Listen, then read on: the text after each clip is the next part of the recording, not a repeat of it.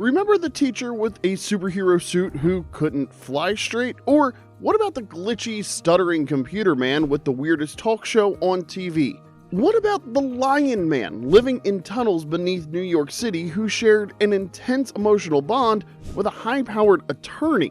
Welcome back to another deep dive into the weirdest 80s TV had to offer. Last time you were here, we covered robots and time-freezing teenagers, but let's be real, that was just the beginning.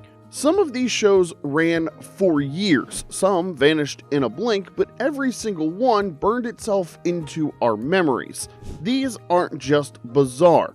They're the shows that make younger people look at us like we made them up. So if you spent your weeknights parked in front of the TV with a bag of Doritos and a can of soda, watching shows that defied all logic, this one right here is for you. Smash that like button and hit subscribe right now because we've got more nostalgic gold coming your way every single week, and stick around to see how a team of superpowered misfits, including a young Courtney Cox before Friends, and why this bizarre superhero team should have lasted longer than just one season. Now let's kick things off with a show that answered the question nobody was asking. What if Superman lost his instruction manual? Welcome to The Greatest American Hero.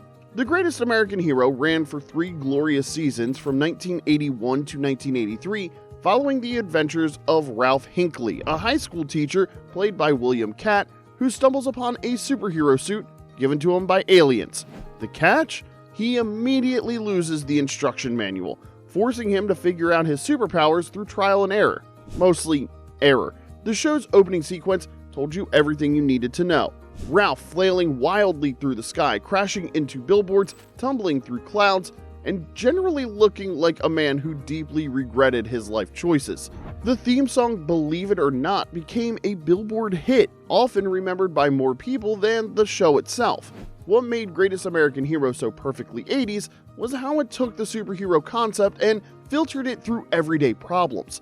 Ralph wasn't fighting intergalactic threats. He was trying to stop his students from finding out about his secret identity while inadvertently activating his suit's powers at the worst possible moments. In one episode, he discovered he could turn invisible but couldn't figure out how to become visible again, leading to him attending a parent-teacher conference as a floating suit. The show paired Ralph with FBI agent Bill Maxwell, played by Robert Culp, creating one of TV's most memorable odd couples.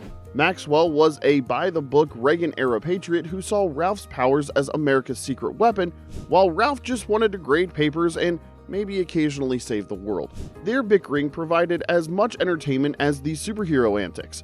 Behind the scenes, the show faced a real-world challenge when the main character was initially named Ralph Hinckley, right around the time John Hinckley Jr. attempted to assassinate President Reagan.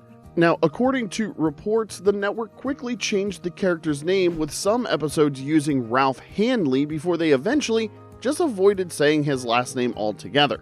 William Katt, with his distinctive curly blonde hair, became an unlikely superhero icon. Before donning the red suit, Katt had appeared in the horror classic Carrie and reportedly auditioned for the role of Luke Skywalker in Star Wars. After Greatest American Hero, he went on to appear in numerous films and TV shows, but he's forever remembered as the bumbling superhero who couldn't quite stick his landings. The show's combination of superhero action, workplace comedy, and Cold War-era FBI conspiracies created a uniquely charming mix that has maintained a cult following for decades. In fact, Greatest American Hero was so distinct that despite multiple attempts to reboot it over the years, no one has managed to recapture the magic of watching a curly-haired teacher in red long johns and a cape crash into the side of a building while trying to save the day. A glitchy, stuttering AI talk show host with a plastic-looking face in the 80s? Now imagine this, he wasn't CGI'd at all. That was Max Headroom, the most bizarre digital character of the decade. Max Headroom wasn't just a TV show. It was a multimedia phenomenon that became one of the most recognizable digital icons of the 80s. The character, played by Matt Frewer under hours of prosthetic makeup, was presented as an artificial intelligence with a decidedly human personality, existing in a dystopian future where television networks controlled nearly everything. The actual show, Max Headroom 20 Minutes into the Future, followed investigative journalist Edison Carter and his digital alter ego Max Headroom as they uncovered conspiracies in a world dominated by television networks. The title Max Headroom came from the last thing Edison saw, a height clearance sign saying Max Headroom 2.3 meters, before suffering an accident that led to his consciousness being uploaded into the computer system. The most mind-blowing thing about Max Headroom wasn't just its weird talking head with computerized backgrounds. It was that in 1987, this effect wasn't actually created with computer graphics. According to production information, Matt Frewer would undergo a lengthy makeup process as artists applied prosthetics and painted him to look like a digital character. The backgrounds were created using hand-built models and camera tricks. That stuttering, glitchy delivery, all Frewer's performance. Max Headroom was basically CGI before actual CGI was wildly available for television, a true testament to the creativity and practical effects wizardry of the 1980s. Before landing on ABC for its 2-season run, Max appeared in everything from movie reviews to Coca-Cola commercials, becoming a pop culture sensation. The character's snarky, glitchy persona made him the perfect pitchman for the MTV generation and an unlikely symbol of the digital age. Matt Frewer, the man behind the digital facade, had a challenging role. He had to act through layers of makeup while delivering lines with intentional stutters and glitches. Frewer later appeared in the Stephen King adaptations The Stand and Lawnmower Man, as well as the Dawn of the Dead remake, proving his versatility well beyond his digital alter ego. The show was cancelled after only 14 episodes, but Max Headroom's cultural impact far exceeded its brief television run, inspiring everything from art to music videos to actual computer graphics development. Many critics have noted how the show was ahead of its time in portraying digital culture and media criticism.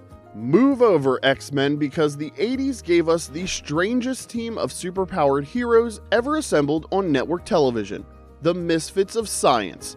They were a group of bizarre superhumans who worked for a think tank while battling evil and looking incredibly dated. Premiering in 1985 and lasting just one glorious season, Misfits of Science centered around a team of freaks assembled by scientist Dr. Billy Hayes, played by Dean Paul Martin, the son of legendary entertainer Dean Martin. The show's premise was pure 80s madness. A research center studies people with extraordinary abilities, then turns them into a crime-fighting team that travels around in a distinctive ice cream truck. The team was a who's who of bizarre powers and even more bizarre fashion choices.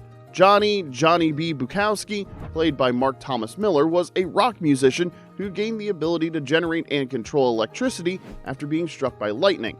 The catch? He had to constantly eat to maintain his energy, and if he got wet, he would short-circuit. Of course, this meant nearly every episode found an excuse to get him drenched for comedic effect. Then, there was Dr. Elvin L. Lincoln, played by Kevin Peter Hall, who would later become famous as the Predator in the Predator films. L was a 7-foot 4-inch tall scientist who discovered a way to shrink himself down to just a few inches tall, but only for short periods. This led to countless scenes of him frantically trying to return to normal size before getting stepped on or eaten by a cat. But the show's biggest claim to fame was featuring a young, pre-Friends Courtney Cox as Gloria Donalo, a telekinetic teenager with daddy issues. Gloria could only use her powers when she was angry, which, being a teenager in the 80s, was conveniently most of the time. Cox's presence in this short-lived sci-fi oddity has given the show a second life as viewers discover her early work and wonder, wait, Monica was in that? Now, what made Misfits of Science so memorably weird was its tone. It couldn't decide if it wanted to be a serious superhero drama or a goofy comedy, so it ping-ponged wildly between the two. One minute, the team would be facing a deadly threat. The next, they'd be using their powers to win a beach volleyball tournament. The show never met a cheesy special effect it didn't like, with electricity powers portrayed via obvious animation and shrinking scenes using forced perspective that wouldn't fool a 5-year-old. Despite its brief run, Misfits of Science developed a devoted cult following. NBC canceled it after just 16 episodes due to low ratings against the hit show Dallas, but for the kids of the 80s, this bizarre superhero team represented everything we loved about that decade's television. It was weird, it was sincere, and it was trying its best with the budget it had. Now, hear me out. What if instead of a superhero teen, we got a brooding lion-faced man who lived under New York, read poetry, and had an oddly intense romance with a high-powered attorney? Yes, it was real. Yes, it was primetime TV, and yes, it was just as melodramatic as you remember. A brooding lion man, a candlelit underground world, and an impossibly tragic love story. Beauty and the Beast was the most dramatic lion man romance the 80s ever gave us. Beauty and the Beast premiered in 1987 and quickly developed a passionate fanbase drawn to its unique blend of romance, fantasy, and crime drama. The show starred Linda Hamilton, who would later kick major ass as Sarah Connor in Terminator 2, but in this show, she was Catherine Chandler, a wealthy attorney who is attacked and left for dead in Central Park. She's rescued and nursed back to health by Vincent, played by Ron Perlman, under layers of impressive makeup that transformed him into a lion-faced man with fangs and claws, but the soul of a poet, long before he would do this all over again as Hellboy. Vincent lived in a secret subterranean community beneath the streets of New York called the World Below, populated by outcasts and people who had rejected modern society. Despite his fearsome appearance, Vincent was educated, gentle, and compassionate, except when Catherine was in danger, which triggered his bestial nature and led to some seriously dramatic rescue scenes. The most bizarre aspect of the show was the psychic bond between Catherine and Vincent. He could sense when she was in danger, no matter where she was in the city, often leading to him dramatically leaping across rooftops to save her. Their relationship was passionate, but largely platonic for much of the series. After all, this was primetime network television, trying to figure out how to handle romance between a woman and a man with a lion face. Behind that lion face was Ron Perlman, who reportedly spent over 3 hours in the makeup chair before each day of filming. The elaborate prosthetics required Perlman to arrive on set very early and endure a lengthy makeup application before he could even start acting. Industry insiders have suggested that actors in these extensive makeup roles often spend more time getting made up than they did on camera. The series maintained a cult following for years, particularly among romance fans who were drawn to the star-crossed nature of Catherine and Vincent's relationship. While the show could sometimes veer into campy territory, after all, it did feature a man in lion makeup reading Shakespeare in a candlelit cave. It was played with such earnestness by the cast, though, that viewers couldn't help but be swept up in the fantasy. As Linda Hamilton's star rose with the Terminator franchise and Ron Perlman eventually became known for Hellboy, like we said earlier, Beauty and the Beast remains a uniquely 80s take on romance.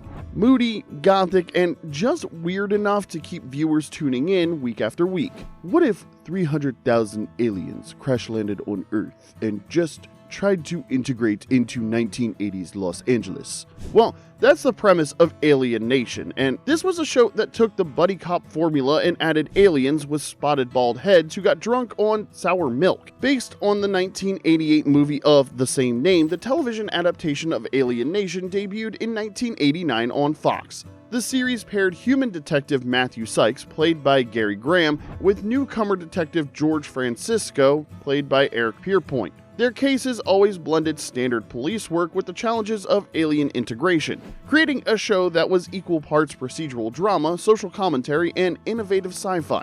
The production design was impressive for television at the time. The newcomers, as the aliens were called, had distinctive physical features, including spotted bald heads, no ears, and uniquely patterned foreheads. Creating this look required extensive prosthetic makeup, with actors spending hours in the makeup chair before filming. The commitment to maintaining this alien appearance throughout the series helped establish a consistent and believable world. What made Alien Nation stand out was how it used science fiction to explore social issues. The show tackled racism, immigration, cultural assimilation, and prejudice through the lens of human-alien relations. In one episode, Sykes has to confront his own prejudices when his daughter wants to date a newcomer boy. In another, the detectives investigate hate crimes against newcomers. These stories allowed the show to address sensitive topics in ways that might not have been possible in a standard police drama. The world building was really detailed. The show created an entire alien culture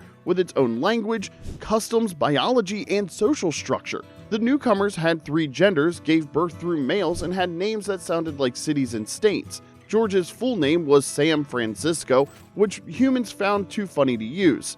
They got drunk from sour milk instead of alcohol, and salt water burned their skin, details that often showed up in storylines. Both Graham and Pierpoint delivered strong performances that grounded the show's more fantastical elements. They would both later appear in various Star Trek series, showing how Alien Nation helped establish them as actors who could handle science fiction material with authenticity. Despite getting canceled after just one season due to Fox's financial problems, not poor ratings or reviews by any stretch of the imagination, Alien Nation developed such a devoted following that it returned for 5 TV movies in the 1990s. Nearly 4 decades later, it remains one of the most thoughtful examples of how science fiction can be used to explore human society through the alien lens. And there you have it, 5 more bizarre TV shows that prove the 80s were truly the Wild West of television. Alright, now it's your turn. What's the weirdest 80s show you remember? Drop it in the comments, and bonus points if you ever tried using your own superpowers like the Misfits of Science. Now, if you enjoyed this trip down memory lane, hit that like button and subscribe now to join us for more deep dives into the shows that made us laugh, made us cringe, and made us wonder, how did this ever get made? We'll see you next time. Thanks for watching.